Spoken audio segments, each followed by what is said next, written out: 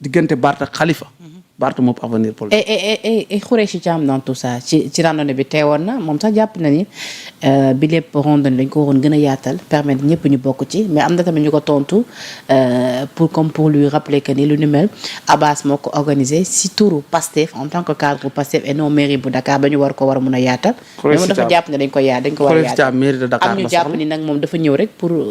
peut-être pour roube parce que moom tamit dafa teg bët ci mairie bi. waaw mairie de Dakar la soxla. mairie ba Abbas Fall jiite kay yow ku nekk mën na faa teg bët Abbas maire li yonente bi waxoon axiru zaman ñëw na yonente bi sallallahu alayhi wasallam ne woon na axiru zaman mooy mujjug jamono dañuy xool koo xam ne si warul maanaam koo xam ne si wërta jiite ñu jiital ko dañuy juutal mbir yi fa lañ toll xool Sénégal ni ñu juutalee mbir yi ñoo xam ne matuñ ay taalibe tey ñoom lañ jiital maanaam su ma ne xam nga boo matul taalibe waxul sëriñ mais ñii matuñ ay taalibe ñu far leen def ay sëriñ. mais Abbas mi woote Sonko ñëw en personne. est-ce que lu nu mel tamit du lecture ci ni bu ñu doon dem ci local yi peut-être Sonko Abbas lay teg. Sonko fu mu tegub candidat bu soobee yàlla Sénégalais dinañ ko boole candidat ba moom fu ko neex na fa tegub candidat nag incha allahu rabbi élection yii ni ñëw fu Sonko tegub candidat am Sénégalais yi nañ boole candidat Sonko. 2024 bi mu joxoñee Diomaye gars yi voté nañ. waaw booba ñamaguñu xam boo ñamagul du neex. c'est 2024 ñamaguñu woon. mais bi Sonko teewee tamit Abbas kàddu mu yëkkati tamit am na ñu mu neexul parce que dafa ni patriote yi dañu indiscipliné parce que Sonko ñëw na ñu envahir ko ba finalement dafa mujjee dellu. Sonko yàgg nañ ko envahir te delluwul Sonko ci boppam moo tranquille boo ko xoolee xam ne kii nekkul. gisoo Sonko mii. très en forme tamit. Sonko mu ñëw taxaw ci oto naan nit ñi jug leen. et puis blanc bi mu sol nii. maa yow Sonko kañ nga mas la daan taxaw naan nit ñi jug leen mel ne Wally Seck muy way Sonko daawul sàkku pour nit ñi jóg. man de loolu laa gis. dafay chauffeur public bi rek. moom moo ñëw ne leen jóg leen parce que non yàlla day able rek mayewul ba ren di déwén. man de ma gis mooy nit ñi. ba déwén heure bi. buuxante yi gis nga nit ñi buuxante. waaye Sonko nit ñi yàgg nañoo buuxante te Sonko geddul demul loolu moom yàgg ko gis n'est-ce pas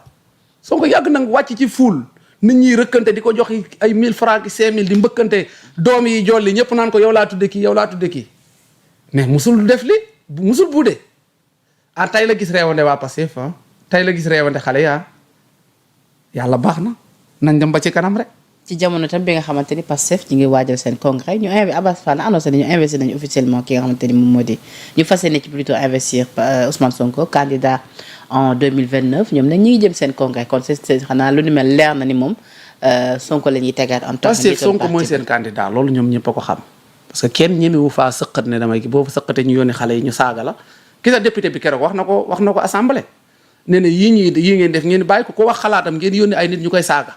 dafa dem xam naa ba maar affaire yi soof ko mu ne naa xataraayu rek jéngo wax ko te dégg na lañ ko ca wax yépp mooy député boobu xaw ma nan kii xaw ma Diop xaw ma Ndiaye Abdoulahat xaw ma wax na ko Pastef nii la ñuy fonctionner kenn warul bëgg dañ na Ousmane a war a bëgg moo tax heure bu Ousmane échec Pastef ndërbeelu loolu leen dal 2021 dañoo jëloon seen yaakaar yëpp yëg ko ci Ousmane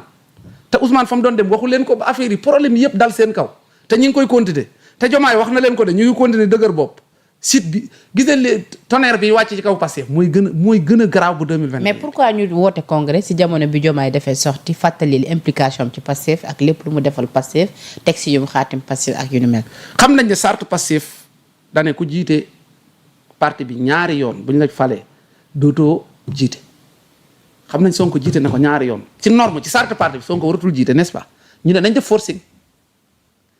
Diomaye ne leen nag forcing boobu baaxul ñoom ne nañ baax na dañ dem. mais ndax Diomaye war a mën a samp candidature ngir jiite Pastef moom it ci boobule congrès. nee non Diomaye bu jërul ma koy samp ndax du ko jiite. Diomaye kay na téye juróomi nitam yii rek góorgóorlu yàlla jeexut. coalition Diomaye. waaw juróom lañ. Pastef nee na ay cabine téléphonique lañ. cabine téléphonique kay juróomi cabine mu ne benn nit dafay nekk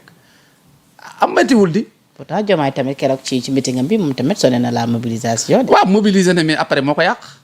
wax ñëpp dañoo toog di ko xaar muy def ay live TikTok ak ay vidéo. non sëñ Saliou Guèye nee na c'est parce que Diomaye dafa yëgoon ci renseignement yi bu ñëwee dañ koy sonkoriser dañuy yuux foofu ay. non loolu waxu dëgg kooku moom du wax dëgg bu ma wax ay waxam bu ko waxal keneen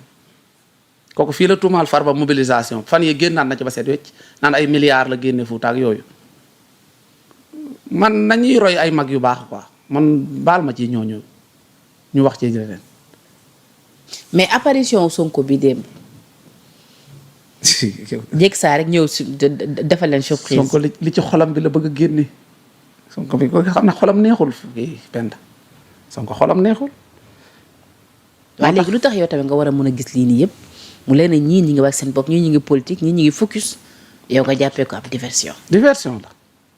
ci la kaa Ndiaga Seck. 2021 mooy répété rek lii mooy ay bu ngeen ma ci tuddee réunion urgence yeeg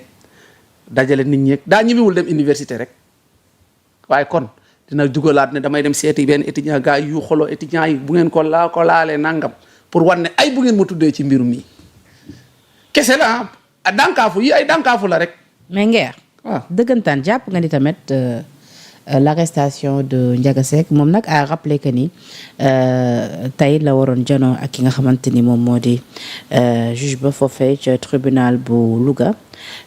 jot nañ ko nag defal test waaye nag test bi ci VIH bi dafa daal di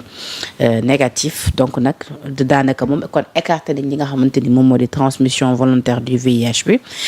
kon te lu ñu mel nag ci dans cette affaire a rappelé que ni ñu ngi ci plus de 100 arrestations ñeel li nga xamante ni moo di ñi ñuy toppee wàllub acte contre nature wala boog ay présumé plutôt am na nag ñu nga xamante ni bàyyi nañ leen ci ginnaaw bañ leen testé ñu négatif ci li nga xamante ni moom moo di VIH bi am nañ ci am ay liberté provisoire am nañu ci placé sous contrôle judiciaire kon mënees nañoo jot ni peut-être tamit moom Ndiaga mun na bénéficier wu tamit ci lu ñu mel sachant que ni en tout cas écarté nañ li nga xamante ni moom moo di plutôt test mi dafa revenir négatif mais lu ñu mel daal tout de même c'est laissé à l'appréciation du juge dinañ xam juge bi ban dogal la ciy jël à rappeler que ni nag moom kenn ci 22 personnes yi ñu jàppoon foofee ca Jolof moo ko daal di tuddoon ci biléb coow lu ñu mel nag taxawoon ba commissariat bu Linguère daal di woon sàkku ngir ñu indi leen ki nga xamante ni moom moo di Ndiaga Seck lu ñu mel nag tax na bi ko waa dig tegee loxo dañ ko daal di yóbbu foofee ca Linguère ngi ñu daal di koy auditionné gis naa tey nag libération xëyee ci révélation yu doy waa ci yi nga xamante ni fekkoon nañ ko ci téléphone ki nga xamante ni moom moo ko limoon te biñ leen defay confrontation ñu ne moom Ndiaga mujj na nangu existence yooyu le message waaye dafa ni rek moom da doon faral di gindi ñenn ñi daal waaye daal jotewul dara ak ñoom en réalité da leen di gindi ci ay message ay waxtaan waaw pour ramener leen pourquoi ñoom ñu visé Ndiaga ba mu war leen a gindi imaam yi ne fi ulamaaw yi sëriñ daara yi jàngal alkatu alxuraan yi ñoom Ndiaga rek lañ visé Ndiaga war leen a guidé sénégalais yi daal seen xel yi ñoo ko moom kum neex yóbbul fu la neex man nag sama xel bu ci kenn xalaat maa sañ a xalaat li ma neex comprendre nga mbirum Ndiaga Seck mi daal nañ ci dem mu leer man Ndiaga deful sama yoon newu ci li war a am mooy nañu tëdd njaaxaanaay ci enquête yi comme ñëpp nit a ko tudd nee nañ ña ngay exploité téléphone Ndiaga yàlla na ci yàlla def barke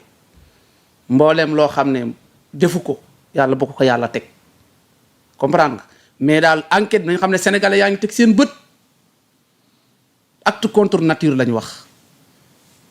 acte contre nature nag kuñ ci inculpé dañ laa war a yóbbu kaso lii la yoon wax